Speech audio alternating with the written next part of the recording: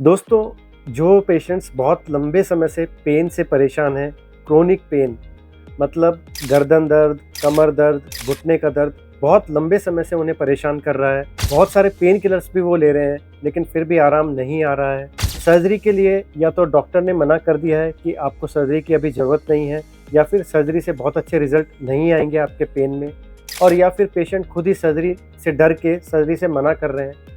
तो ऐसे पेशेंट्स के लिए क्या रास्ता रह जाता है अपने पेन को कम करने के लिए? इसका जवाब है पेन प्रोसीजर्स। पेन प्रोसीजर्स इस तरह की टेक्निक्स हैं जिससे जो पेशेंट बहुत लंबे समय से पेन से परेशान हैं, उन्हें एक रिलीफ मिलता है पेन में, उन्हें एक उम्मीद लगती है कि हाँ, हम भी एक पेन फ्री लाइफ जी सकते हैं। ऐसे ही पेन प्रोसीजर्स के बारे में हमने डिटेल में डिस्कस किया लास्ट वीडियो में, और कुछ पेन प्रोसीजर्स को वहाँ हमने समझाया था। पेन प्रोसीजर्स जो आज हम डिस्कस करने वाले हैं वो है spinal cord stimulation, intrathecal pump implant, vertebro या kyphoplasty, trigger point injections, joint injections, PRP मतलब कि प्लेटलेट रिच प्लाज्मा ये थेरेपी, और प्रोलोथेरेपी। आइए जानते हैं इनके बारे में डिटेल में। सबसे पहले बात करते हैं आज स्पाइनल कॉर्ड स्टिमुलेशन की। जो हमारी रीढ़ की हड्डी है, वहाँ पे उस रीढ़ की हड्डी के बीच में ये स्पाइनल कॉर्ड रन करती है, गर्दन से लेके नीचे टेल बोन तक। इस स्पाइनल कॉर्ड का काम है बॉडी में जितने भी सेंसेशन है, इंक्लूडिंग पेन सेंसेशन, वो सारी नर्व्स के द्वारा स्पाइनल कॉर्ड में पहुँचती है सेंसेशंस, और वहाँ से ब्रेन तक जाती है। वहाँ ब्रेन प्रोसेस करता है सारी इन्फॉर्मेशन को, और उसे एज ए पेन या as a pleasant sensation process करता है। इसी तरह से ब्रेन से जो सारे सिग्नल आते हैं, जैसे अगर ब्रेन को सिग्नल देना है कि हमें पैर आगे बढ़ाना है, तो वो पहले थॉट प्रोसेस शुरू होगी ब्रेन में, वहाँ से सिग्नल जाएंगे स्पाइनल कॉर्ड के थ्रू हाथों में जो नर्व्स है वहाँ पे, और वो नर्व्स मसल्स को इंस्ट्रक्शन करेंगी मूवमेंट करने के लिए, ताकि वो पैर आगे बढ़ सके। तो ये स्पाइनल कॉर्ड का बहुत इंपॉर्टेंट रिले का काम है ब्रेन और हमारी बॉडी के दूसरे पार्ट के बीच में। तो जब स्पाइनल कॉर्ड में कोई प्रॉब्लम होती है, जैसे कि वहाँ पे चोट लग जाना, या कुछ बीमारियाँ ऐसी होती है, डीमाइलिनेटिंग डिजीज़ या मल्टीपल स्क्लेरोसिस, जिसमें स्पाइनल कॉर्ड की नसें जो है वो ख़राब होने लगती हैं, वहाँ पे बहुत सीवियर पेन पेशेंट को होता है। जहाँ चोट लगी है स्पाइनल कॉर्ड में, उस लेवल के नीचे का हिस्सा अक्सर वो सुन्न भी पड़ जाता है, लकवाग्रस्त हो जाता है, और वहाँ बहुत अनप्लीजेंट, बहुत तेज़ दर्द होता है। ये असहनीय दर्द अक्सर पेशेंट को बेड पे पड़े हुए सहना पड़ता है। ऐसे केसेस के लिए ही स्पाइनल कॉर्ड स्टिमुलेशन का एक पेन प्रोसीजर होता है। इस प्रोसीजर में एक इम्प्लांट लगाया जाता है स्पाइनल कॉर्ड या हमारी रीढ़ की हड्डी के बिल्कुल पास में, और इस इम्प्लांट का काम होता है कुछ इलेक्ट्रिकल सेंसेशन स्पाइनल कॉर्ड की नसों में देना, जिसकी वजह से पेन का सेंसेशन है वो मॉड्यूलेट होता है, और ब्रेन तक पेन का जो सेंसेशन है वो इतना पहुंच नहीं पाता है, और पेशेंट को लगता है कि हाँ, अब मेरे को बहुत अच्छा आराम आ गया है। तो ये एक पेन प्रोसीजर है जो मेनली यूज़ होता है स्पाइनल कॉर्ड इंजरीज़ में, या स्पाइनल कॉर्ड की ऐसी बीमारियों में जहाँ पे स्पाइनल कॉर्ड की जो नर्व्स हैं वो सही से काम नहीं कर रही है। इसी से मिलता जुलता हमारा दूसरा पेन प्रोसीजर है आज का, जिसका नाम है इंट्राथिकल पंप इम्प्लांट। इसको जानने से पहले हम जान लेते हैं कि इंट्राथिकल का मतलब क्या है। इंट्राथिकल का मतलब दोस्तों है हमारा स्पाइनल कॉर्ड जो है उसके बाहर एक कवरिंग है जिसे हम ड्यूरा कहते हैं, और स्पाइनल कॉर्ड का जो टिश्यू है और ड्यूरा जो है उनके बीच में एक फ्लूइड है जो चारों तरफ स्पाइनल कॉर्ड के तरफ वो फ्लूइड है, जिसको हम सेरेब्रो स्पाइनल फ्लूइड या CSF कहते हैं। तो ये जो पार्ट है इसे थीकल पार्ट कहते हैं, और इंट्राथिकल का मतलब हो गया इस जो स्पाइनल फ्लूइड जो चारों तरफ स्पाइनल कॉर्ड के है, वहाँ पे कोई इंजेक्शन देना, वहाँ पे कोई दवाई डालना। तो जो इम्प्लांट है उसका काम यही है।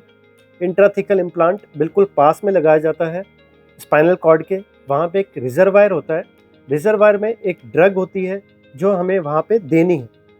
वो ड्रग एक कैथेटर द्वारा इंट्राथिकल पार्ट में जाती है। मेनली यहाँ पे जो ड्रग्स यूज़ होती हैं वो है मॉर्फिन, जो दर्द में बहुत अच्छा आराम देती है, बैक्लोफेन, जो ऐसे पेशेंट्स में बहुत ज़्यादा स्पास्टिसिटी या रिजिडिटी आ जाती है, जकड़न आ जाती है, उसमें बैक्लोफेन बहुत अच्छा काम देती है, वो भी यहाँ से दे सकते हैं।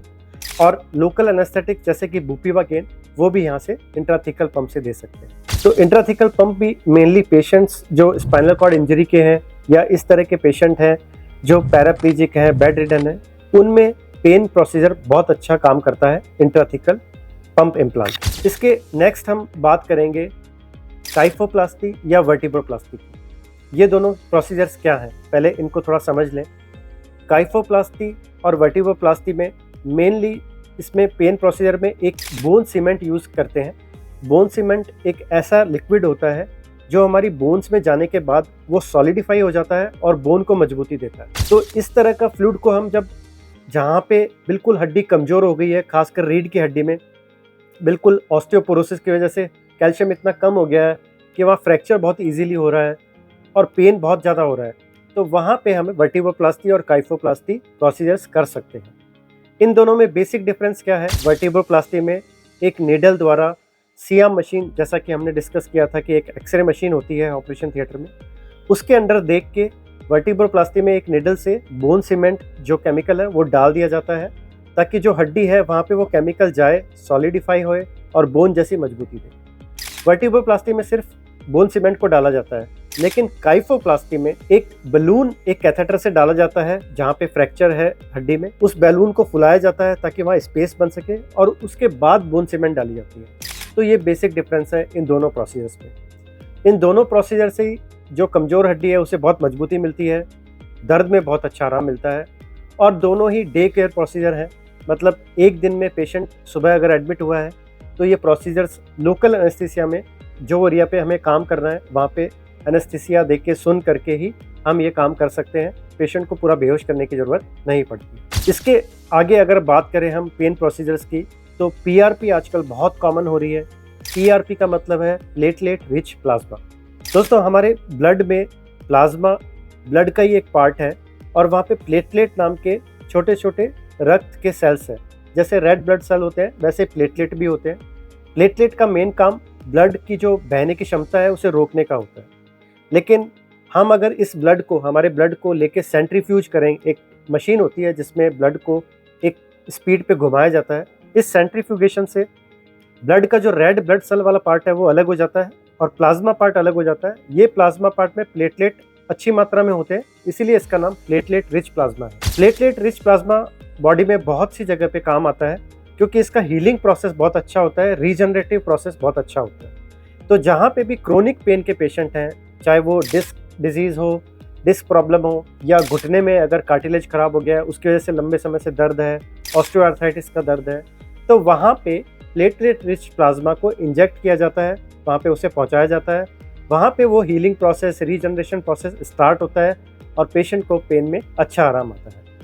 कुछ ऐसी कंडीशन जैसे कि टेंडन कहीं पे इंजर्ड है, बहुत लंबे समय से टेंडन की इंजरी है और वो ठीक नहीं हो रहा है, दर्द काफ़ी हो रहा है, तो वहाँ भी पीआरपी का इंजेक्शन दिया जाता है। पीआरपी के बाद अगला पेन प्रोसीजर है trigger point injection. Trigger point क्या होता है पहले इसको जान लें। मायोफेशियल पेन एक प्रॉब्लम होती है दोस्तों, जिसमें एक पर्टिकुलर पार्ट में मसल्स बहुत जकड़न में आ जाती हैं और बहुत लंबे समय तक पेन करती हैं। ऐसे क्रोनिक पेन कंडीशंस में, मायोफेशियल पेन में, एक मसल्स जो बहुत ज़्यादा स्पाज़म में है वो हम फील कर सकते हैं कि वो बहुत ज़्यादा सख्त है, वहाँ पे एक पॉइंट बन गया है, टेंडर पॉइंट बन गया है, जहाँ पे थोड़ा सा भी टच करेंगे तो बहुत पेन होता है। तो इस पॉइंट को ही ट्रिगर पॉइंट कहते हैं और यहाँ पे अगर हम इंजेक्शन से कुछ मात्रा में स्टेरॉइड या लोकल एनेस्थेटिक देते हैं तो उसका बहुत अच्छा असर आता है। ट्रिगर पॉइंट इंजेक्शन के बाद अगला जो पेन प्रोसीजर है वो है intra articular injection. Intra articular injection का मतलब है जॉइंट के अंदर जो स्पेस है, जो भी दो बोन्स आपस में मिल रही हैं, चाहे वो घुटने का जोड़ हो, चाहे शोल्डर का जॉइंट हो, वहाँ पे दो जो बोन्स हैं वो आपस में एक जॉइंट बना रही हैं और उस जॉइंट में एक फ्लूइड है। तो उस फ्लूइड में, उस स्पेस को हम इंट्रा आर्टिकुलर स्पेस कहते हैं और वहाँ पे जब हम कोई इंजेक्शन लगाते हैं, चाहे वो इन्फ्लेमेशन कम करने का कोई इंजेक्शन हो, चाहे दर्द निवारक इंजेक्शन हो, उसे हम इंट्रा आर्टिकुलर इंजेक्शन कहते हैं। इससे भी दोस्तों बहुत अच्छा आराम आ जाता है पेन में और हमें एक टाइम मिल जाता है कि हाँ, अगर हमें सर्जरी भी बाद में करवानी है और कुछ समय तक पेन से आराम चाहिए तो इंट्रा आर्टिकुलर इंजेक्शन फ़ायदेमंद होते हैं। ज़्यादातर ये नी जॉइंट की प्रॉब्लम्स के लिए और शोल्डर जॉइंट प्रॉब्लम के लिए लगते हैं। इंट्रा आर्टिकुलर इंजेक्शन के बाद लास्टली आज का जो एक पेन प्रोसीजर डिस्कस हम करने वाले हैं वो है प्रोलोथेरेपी। अब ये प्रोलोथेरेपी क्या है? प्रोलोथेरेपी में मोटे तौर पे एक केमिकल होता है जो इंजेक्ट किया जाता है। सपोज़ अगर कहीं पे टेंडन ख़राब हो रहा है, बहुत लंबे समय से टेंडन में इंजरी है, वो दर्द लंबे समय तक दे रहा है, तो एक केमिकल वहाँ पे डाला जाता है इंजेक्शन द्वारा, वो एक हीलिंग प्रोसेस को स्टार्ट करता है, जिससे धीरे धीरे वहाँ पे ब्लड सप्लाई बढ़ती है, टिश्यू है वो रीग्रोथ करने लग जाता है, और जो क्रोनिक पेन के सारे इन्फ्लेमेशन के केमिकल्स हैं वो वहाँ से हटने लगते हैं, और नया जो प्रोसेस है हीलिंग का वो शुरू हो जाता है।